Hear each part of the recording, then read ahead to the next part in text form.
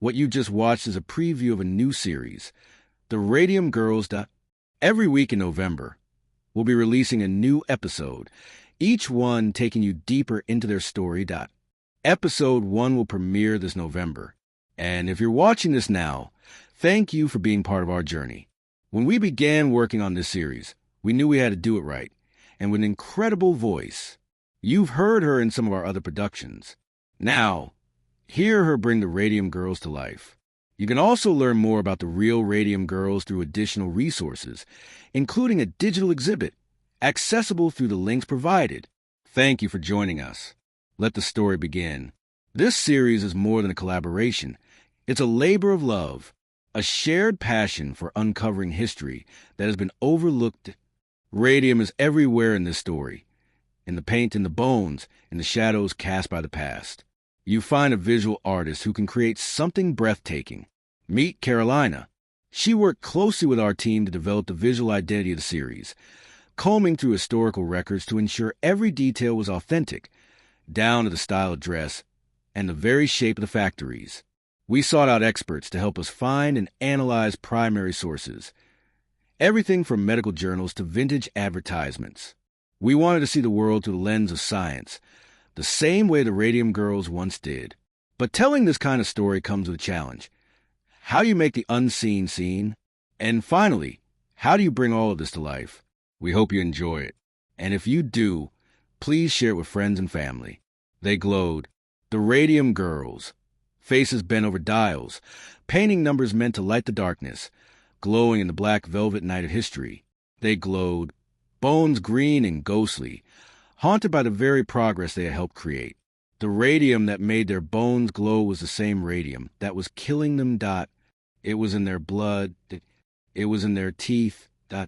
It was in their marrow, turning the insides of their bodies into ticking tombs. And as they glowed, a chilling truth dawned on the world. Lower jaws eroding until their chins collapsed into their throats. It was argued that the women were sick from syphilis, from poor nutrition, from hysteria.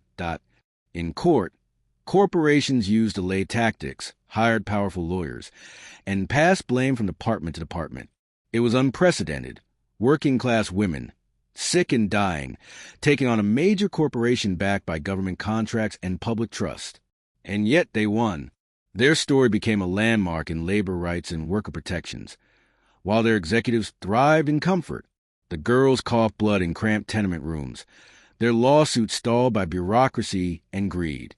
By 1928, their bodies were ticking down, yet they had carved something permanent into history.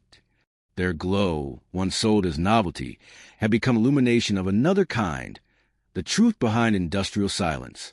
The courtroom was not where justice was found. It was where the cost of silence was measured. Ankles twisting from the weight of mere steps. Pelvises shattering under their own bodies. They collapsed inward. Fragile statues, hollowed out by betrayal. The greatest shock came years later, when those tombs were disturbed. When coffins were pried open and the world saw what lay inside, those corpses did not look like corpses. They looked like relics. They were still radioactive. She, and others like her, Edna Huss, Catherine Shaw, Keena MacDonald, Albina Laurice, continue to testify from wheelchairs, from hospital beds, with crutches, splints, and fading breath. They described their jobs, the lip pointing, the pain, the denials, the knowledge that they had been used, fed to the altar of progress. Dr. Harrison Martland, the doctor who first identified radium poisoning, examined the bones of the deceased dial painters.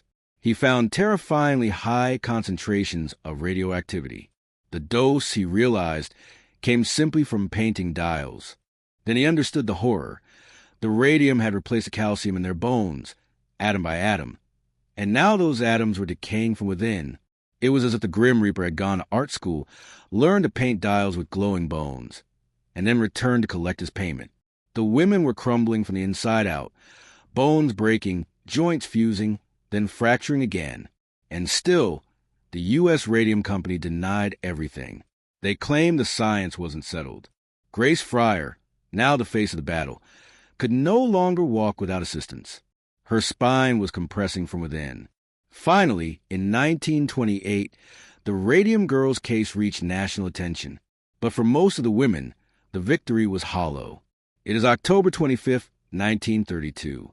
Eben Byers is dead. The press has a field day.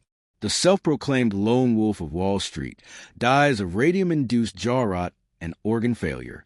Hundreds across the country have fallen victim to radium poisoning, lured in by false promises of health and beauty. In the end, it took Eben Byers, one of the richest men in America, to sound the alarm. Despite overwhelming evidence, corporate-sponsored scientists refused to testify, but the public was growing wary. The glow, once celebrated, now sent shivers down the spine. Soil samples showed elevated radiation levels decades later. In some cases, entire lots were deemed uninhabitable. Ottawa, Illinois faced similar horrors. The Radium Girls' light reached further than anyone expected. Their story began appearing in labor law textbooks, occupational health seminars, feminist history courses. For once, the world did not forget. Their names resurfaced, not just in legal documents, but in plays, documentaries, and books. Decades after their deaths, the first public memorials appeared. In 1980, a plaque was unveiled in Ottawa, Illinois, honoring the women who had worked there. Modest, easy to miss, but it marked a turning point, a formal acknowledgement of what had been denied for so long. These women were not expendable. They were not anonymous. They were pioneers. Even in death, they illuminated the truth. And perhaps in some cosmic irony, their glow had done what no warning label could. It had revealed the danger, made it impossible to ignore, and dimmed the night sky of American progress just a little. Their bones still whisper. And finally, the world began to listen. Construction projects disturbed contaminated soil, rekindling fears among residents. Children played on grounds that had once housed radium operations. Schools and homes were built where luminous pain had spilled onto factory floors decades earlier.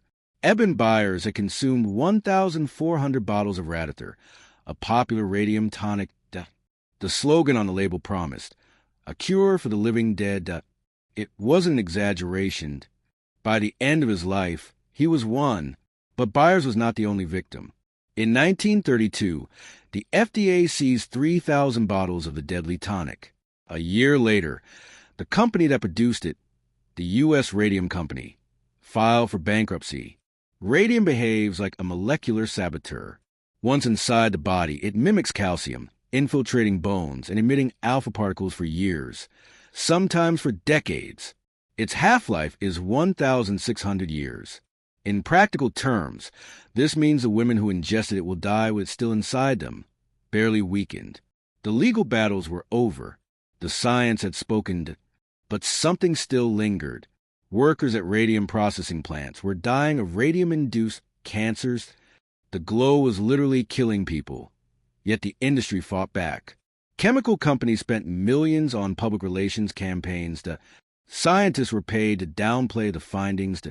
Memos revealed a deliberate effort to minimize panic, not out of compassion, but out of fear. Not just fear of lawsuits, fear of losing control. The factories were gone, the billboards taken down, but the soil remained contaminated. The radium was not only in the ground, it was in the water in the homes, in the schools. Residents were afraid to rebuild. Children could not play outside. Houses were abandoned. In some places, the radiation was so high that nothing could grow. Entire city blocks died. At Oak Ridge National Laboratory, scientists uncovered the terrible truth. But the science did not stop at the grave. Soil samples still showed elevated radiation levels. Decades later, years passed. The factories vanished.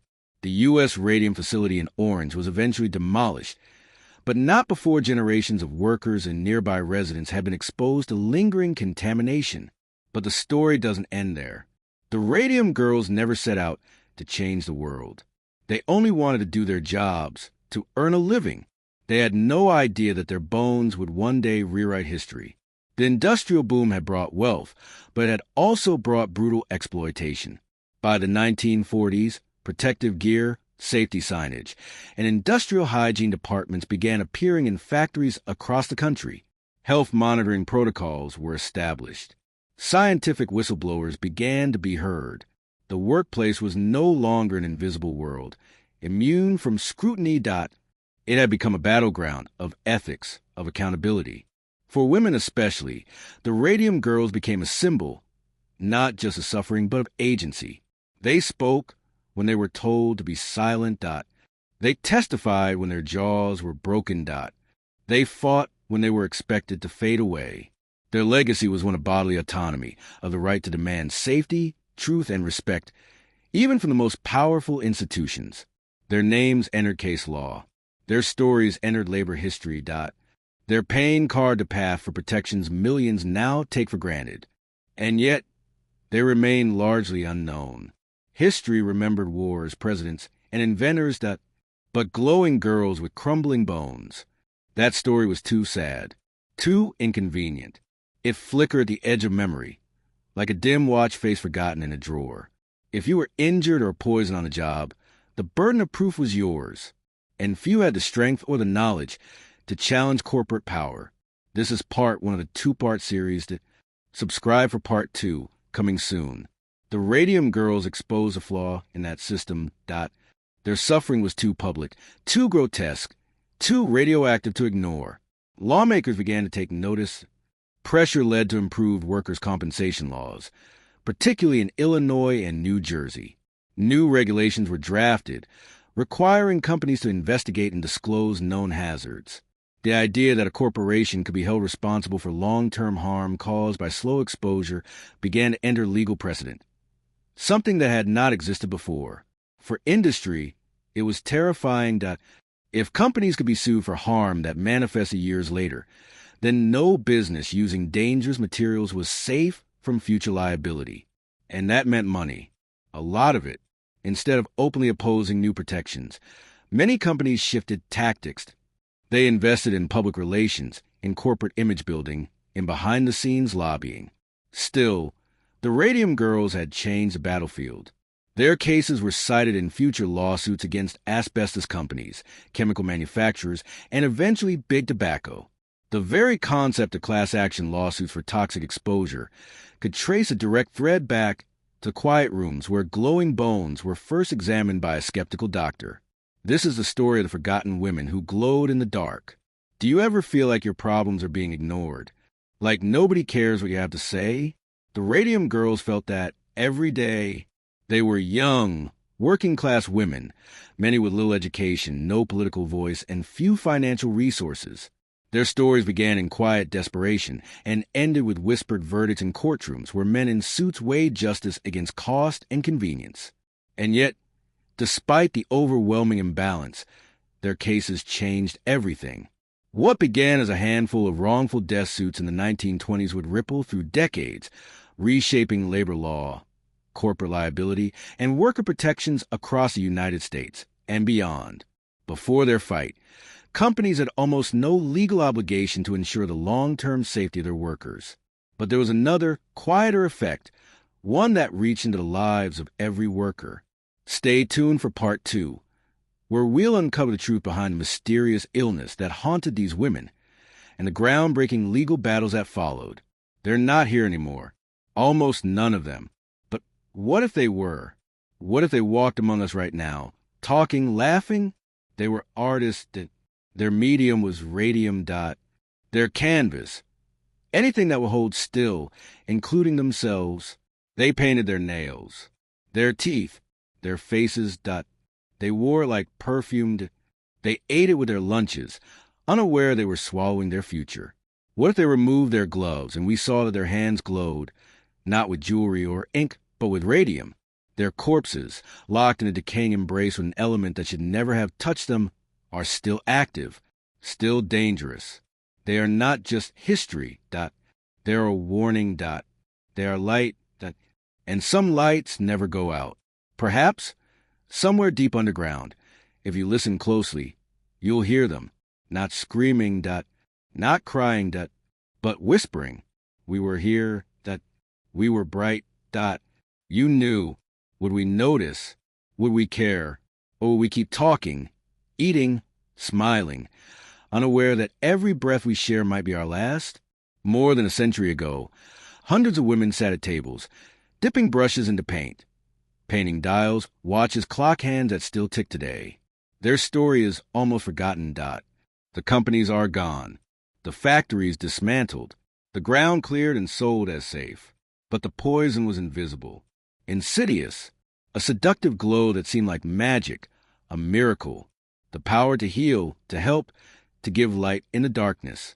How could they have known? Most didn't die right away. Some lived long enough to see their teeth rot. Some were scared again and again, watching their hopes die. Others disappeared, lost in the paperwork of a bygone era, their names and faces fading with each passing decade. But what if the ground remembers? What if the soil in New Jersey and Illinois still hold their ghosts? What if they are here, in the dirt, in the silence, in the spaces between the houses and schools and playgrounds?